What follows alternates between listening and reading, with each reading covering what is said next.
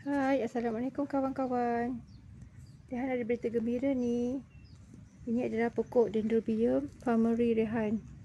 Dah banyak tahun bela ya. Dah besar pokok ni. Dah salin dalam pasu banyak kali juga. Tapi selama Rehan bela, ini adalah pertama kali dapat tengok dia keluarkan tunas bunga. Cuma ada satu tangkai pada kali ini.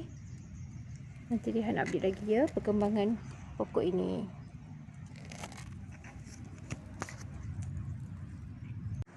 Semakin matang ya spike bunga Farmeri ni. Mungkin akan kembang dalam 1-2 hari lagi.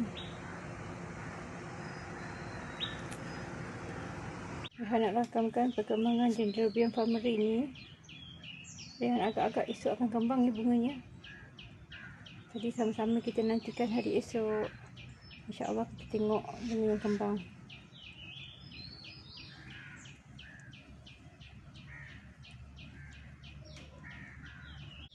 Akhirnya dah kembang bunga Farmeri ni ya kawan-kawan. Bunganya berwarna purple dengan inti berwarna kuning. Mungkin sebab tak banyak, Rehan tak bau wangi sangat.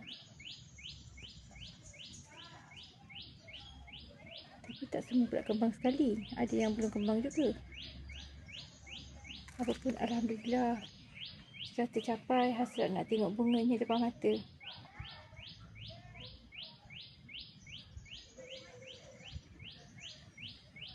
Harap-harap pokok yang rimbun ni akan mengeluarkan lebih banyak bunga di masa akan datang.